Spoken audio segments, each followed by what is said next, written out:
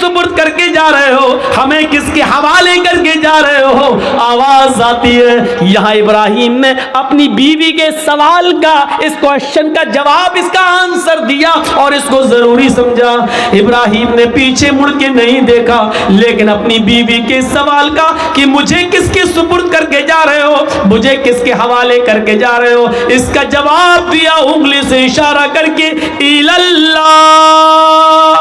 आए मेरी बीवी, मैंने तुझे और तेरे बच्चे को, अपने बच्चे को इस्माइल को अल्लाह के सुपुर्द कर दिया है, अल्लाह के हवाले कर दिया है।